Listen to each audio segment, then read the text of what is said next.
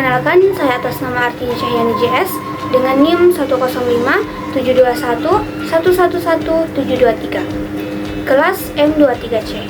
Pada video kali ini, saya akan menjelaskan beberapa materi mata kuliah pengantar manajemen selama semester 2. Materi pertama adalah konsep dasar manajemen. Pengertian manajemen. Kata manajemen diambil dari kata management dalam bahasa Inggris, yaitu keturunan dari kata to manage yang artinya mengurus tata laksana atau ketatalaksanaan. Sedangkan orang yang mengaturnya disebut manajer. Manajemen merupakan seni atau kemampuan seseorang dalam mengelola, mengatur, dan menyelesaikan pekerjaan melalui orang lain atau pendelegasian tugas untuk mencapai tujuan bersama dalam organisasi. Konsep dasar manajemen bisa didefinisikan sebagai sebuah cabang ilmu pengetahuan, sebagai seni, sebagai keprofesian, dan sebagai suatu proses. Dalam pengertian lain, manajemen didefinisikan sebagai sebuah perencanaan, pengorganisasian, pengkoordinasian, dan pengkontrolan semua sumber daya yang ada dan dimiliki dalam usaha untuk mencapai tujuan bersama agar lebih efektif dan efisien. Selanjutnya adalah terdapat 4 konsep dasar manajemen.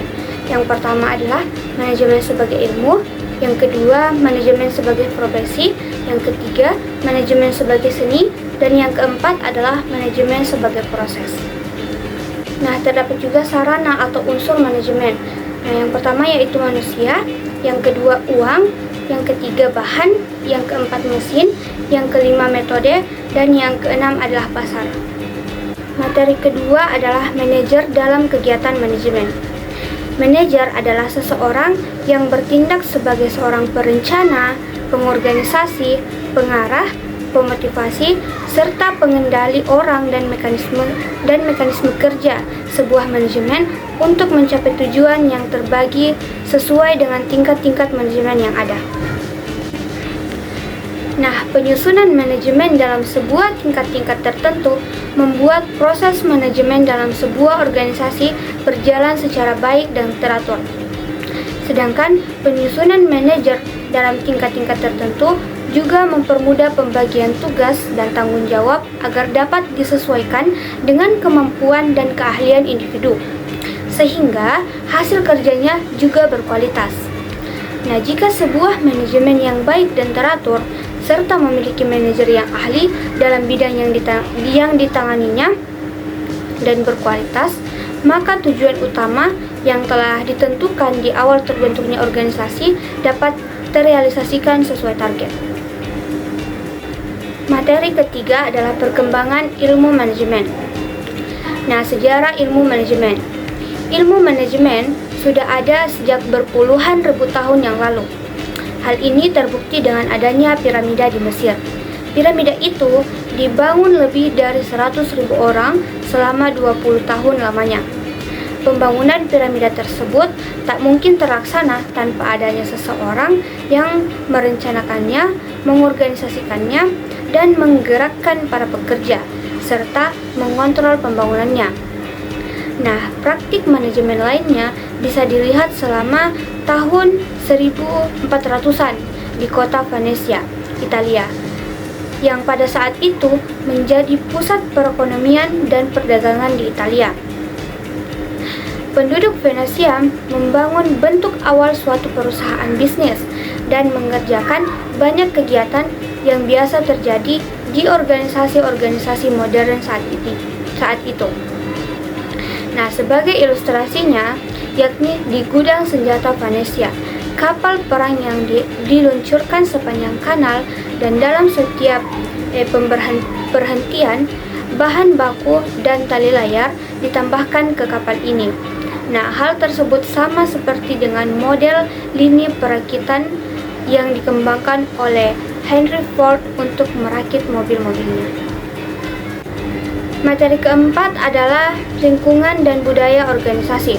Yang pertama adalah pengertian lingkungan organisasi. Lingkungan organisasi adalah kekuatan-kekuatan ekonomi, budaya, dan budaya politik yang mempengaruhi kehidupan organisasi. Adapun yang termasuk dalam lingkungan organisasi yaitu perubahan suku bunga, tingkat inflasi, tingkat serapan, tenaga kerja, pergeseran demografis, kebiasaan masyarakat, hasil pemilihan umum, serta faktor yang mempengaruhi permintaan atas suatu produk. Di samping juga berbagai sifat pasar. Nah, yang kedua adalah pengertian budaya organisasi. Budaya organisasi merupakan nilai-nilai dan norma yang dianut dan dijelaskan oleh sebuah organisasi terkait lingkungan di mana organisasi tersebut menjalankan kegiatannya. Budaya organisasi penting sekali untuk dipahami karena banyak pengalaman yang menunjukkan bahwa ternyata budaya organisasi tidak saja berbicara mengenai bagaimana sebuah organisasi bisnis menjalankan kegiatannya sehari-hari, tetapi juga sangat mempengaruhi bagaimana kinerja yang dicapai oleh sebuah organisasi bisnis. Macam-macam lingkungan organisasi. Yang pertama, lingkungan internal organisasi. Ini meliputi pemilik organisasi, tim manajemen, para anggota dan para pekerja, dan yang terakhir adalah lingkungan fisik organisasi. Nah, yang kedua adalah lingkungan eksternal organisasi. Ini meliputi pelanggan, pesaing, pemasok, dan partner strategis. Materi kelima adalah tanggung jawab sosial dan etika manajemen. Nah, yang pertama adalah tanggung jawab sosial.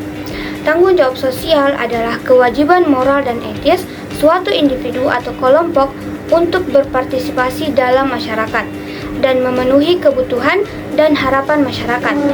Ini melibatkan tindakan yang bertanggung jawab terhadap kepentingan umum. Nah, adapun macam-macam tanggung jawab sosial, yang pertama adalah tanggung jawab lingkungan, yang kedua tanggung jawab ekonomi, yang ketiga adalah tanggung jawab keadilan sosial, yang keempat tanggung jawab karyawan, yang kelima adalah tanggung jawab konsumsi, dan yang keenam adalah tanggung jawab etika. Nah, cara mengembangkan rasa tanggung jawab sosial yaitu yang pertama, terlibat dalam aktivitas sukarela atau organisasi nirlaba. Yang kedua, menghargai hak dan kebebasan orang lain. Yang ketiga, berkomunikasi dengan orang lain dengan empati dan pengertian. Yang keempat adalah mengambil bagian dari proses demokrasi dan politik lokal. Dan yang kelima adalah mempraktikkan prinsip-prinsip etika dalam kehidupan sehari-hari. Nah, yang kedua adalah etika manajemen. Etika manajemen adalah prinsip-prinsip moral dan standar perilaku yang membimbing tindakan dan keputusan manajerial dalam sebuah organisasi. Ini melibatkan penerapan nilai-nilai moral dan praktek-praktek yang adil dalam pengambilan keputusan, manajemen, interaksi dengan karyawan, pelanggan, mitra bisnis, dan masyarakat secara umum. Nah, contoh penerapan etika manajemen dalam praktik. Yang pertama adalah integrasi kepemimpinan. Yang kedua, pengambilan keputusan yang bertanggung jawab. Yang ketiga adalah pemberdayaan karyawan. Yang keempat adalah keadilan dalam penggajian dan kebijakan karyawan. Yang kelima adalah tanggung jawab lingkungan. Dan yang terakhir adalah transparansi dalam komunikasi. Materi keenam adalah fungsi perencanaan dan pengambilan keputusan. Yang pertama adalah fungsi perencanaan. Ada beberapa fungsi dari perencanaan yaitu pertama adalah perencanaan itu sebagai pengarah, yang kedua perencanaan sebagai minimalisasi ketidakpastian, yang ketiga adalah perencanaan sebagai minimalisasi pemborosan sumber daya, dan yang terakhir adalah perencanaan sebagai penetapan standar dalam pengawasan kualitas. Yang kedua adalah pengambilan keputusan. Keputusan pada dasarnya merupakan proses memilih satu penyelesaian dari beberapa alternatif yang ada. Keputusan yang tepat pada dasarnya yaitu keputusan yang bersifat rasional, sesuai dengan nurani, dan didukung oleh fakta-fakta yang akurat, sehingga dapat dipertanggungjawabkan. Kadangkala keputusan dapat tidak bersifat rasional karena faktor-faktor yang terkait dengan emosi, hubungan antara manusia, dan faktor tradisi serta lingkungan. Materi ketujuh adalah manajemen strategis perusahaan. Manajemen strategis adalah proses penetapan tujuan organisasi, pengembangan kebijakan, dan perencanaan untuk mencapai sasaran tersebut, serta mengalokasikan sumber daya untuk menetapkan kebijakan dan merencanakan pencapaian tujuan organisasi. Nah, adapun tingkat-tingkat manajemen strategis. Yang pertama adalah strategi di tingkat korporat. Adalah strategi yang dibuat oleh manajemen puncak perusahaan untuk mengelola portofolio bisnis secara keseluruhan. Dan yang kedua adalah strategi di tingkat bisnis. Strategi di tingkat bisnis dilakukan dalam rangka mempertahankan kemampuan kompetisi dari perusahaan dibandingkan para pesaingnya pada bisnis yang sama. Dan yang ketiga adalah strategi di tingkat fungsional.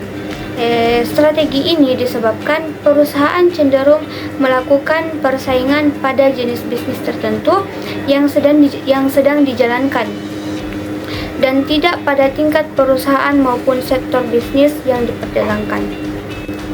Materi ke-8 adalah fungsi pengorganisasian dalam manajemen perusahaan. Nah, pengorganisasian adalah suatu kegiatan pengaturan pada sumber daya manusia dan sumber daya fisik lain yang dimiliki perusahaan untuk menjalankan rencana yang telah ditetapkan serta menggapai tujuan bersama. Pengorganisasian merupakan sebuah aktivitas penataan sumber daya manusia yang cepat dan bermanfaat bagi manajemen dan menghasilkan penataan dan karyawan.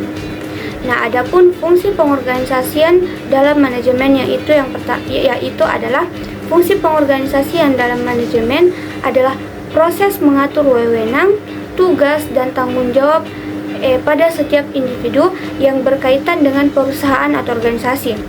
Jadi, fungsi pengorganisasian tidak hanya mengatur orang, tetapi juga semua sumber daya yang dimiliki oleh sebuah perusahaan. Materi ke-9 yaitu manajemen sumber daya manusia. Manajemen sumber daya manusia atau yang disingkat dengan MSDM adalah suatu ilmu atau cara bagaimana mengatur hubungan dan peranan sumber daya atau tenaga kerja yang dimiliki oleh individu secara efisien dan efektif serta dapat digunakan secara maksimal sehingga tercapai tujuan atau sebuah goal bersama perusahaan, karyawan, dan masyarakat menjadi maksimal. Nah, MSDM ini didasari pada suatu konsep bahwa setiap karyawan adalah manusia, bukan mesin, dan bukan semata-mata menjadi sumber daya bisnis. Nah, adapun fungsi dari manajemen sumber daya manusia yaitu yang pertama, perencanaan sumber daya manusia, yang kedua, pengrekrutan dan seleksi, yang ketiga adalah pengembangan dan pelatihan, yang keempat, kompensasi dan tunjangan, dan yang terakhir adalah hubungan karyawan.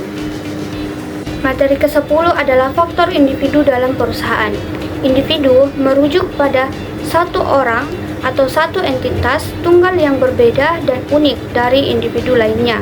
Secara umum, istilah individu digunakan untuk menggambarkan manusia sebagai entitas terpisah yang memiliki identitas, kepribadian, dan karakteristik yang unik. Contoh karakteristik individu yang dapat mempengaruhi perilaku dan kinerja di lingkungan kerja, yaitu kepercayaan diri, integritas, kedisiplinan, kreativitas, komunikatif, fleksibilitas, dan yang lainnya. Nah, perusahaan sendiri yaitu adalah entitas bisnis yang terorganisir dan beroperasi untuk menghasilkan keuntungan melalui aktivitas produksi, distribusi, atau penyediaan barang dan jasa kepada konsumen. Perusahaan dapat berbentuk pada badan hukum atau entitas yang terpisah dari pemiliknya. Nah, faktor individu merupakan salah satu elemen penting yang ada dalam perusahaan. Memahami faktor individu dalam perusahaan memberikan manfaat yang signifikan dalam meningkatkan produktivitas, kepuasan karyawan, kolaborasi, adaptabilitas, citra perusahaan, dan inovasi. Hal ini membantu perusahaan mencapai kesuksesan jangka panjang dengan memanfaatkan potensi penuh dari setiap individu dalam organisasi atau perusahaan. Materi ke-12 adalah motivasi dan kepemimpinan. Motivasi adalah proses pemberian motif atau penggerak kepada karyawan atau anggota untuk dapat bekerja sedemikian rupa sehingga tujuan organisasi secara efisien dapat tercapai.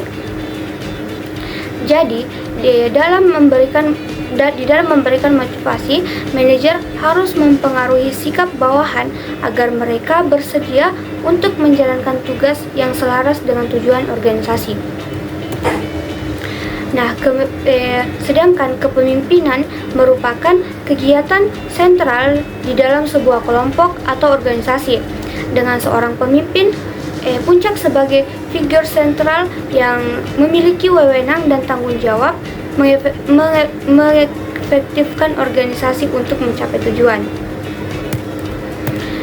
Motivasi dan kepemimpinan adalah bahwa keduanya saling terkait dan penting dalam mencapai tujuan organisasi. Motivasi yang diberikan oleh pemimpin dapat meningkatkan kinerja tim, sementara kepemimpinan yang efektif dapat mendorong motivasi baru. Dengan adanya dukungan motivasi dan kepemimpinan yang baik, maka suatu organisasi dapat mencapai kinerja optimal dan tujuan bersama dengan lebih baik. Materi ke-12 yaitu komunikasi dalam organisasi. Nah, peran komunikasi dalam organisasi adalah sebagai proses terhubungnya informasi, ide, pemikiran, pendapat, dan rencana di antara seluruh pihak yang terlibat. Untuk komunikasi yang efektif dan lancar, seluruh anggota harus berupaya sebaik mungkin dan jelas saat menyampaikan pesan, ide, maupun gagasan. Komunikasi yang efektif dapat meningkatkan hubungan kerja dan produktivitas dalam organisasi. Adapun prinsip komunikasi dalam organisasi yaitu 1. Pentingnya mendengarkan secara aktif. Yang kedua, menghargai sudut pandang orang lain. Yang ketiga, kepatuhan terhadap konsistensi dan kejujuran. Yang keempat, mengembangkan kemampuan berbicara yang jelas dan tegas. Yang kelima, menjaga non-verbal communication yang efektif. Yang keenam yaitu mengelola emosi dalam berkomunikasi. Yang ketujuh, menggunakan kreativitas dan imajinasi. Yang kedelapan, adaptasi dengan konteks komunikasi. Yang kesembilan, menghindari persepsi dan prasangka. Dan yang kesepuluh adalah menghargai dan memperkuat hubungan. Materi ke-13 adalah pengawasan dan pengendalian organisasi. Nah, pengawasan dan pengendalian organisasi adalah dua konsep yang saling terkait dan sangat penting dalam memastikan keberhasilan suatu organisasi. Pengawasan organisasi berfokus pada proses pengumpulan dan analisis data untuk mengetahui bagaimana organisasi berjalan dan apakah tujuan yang telah ditetapkan dapat dicapai. Dalam hal ini, pengawasan organisasi membantu dalam mengidentifikasi kinerja yang kurang baik dan memberikan rekomendasi untuk perbaikan. Jadi baik, demikianlah penjelasan materi dari saya pada mata kuliah pengantar manajemen. Sekian, Assalamualaikum warahmatullahi wabarakatuh.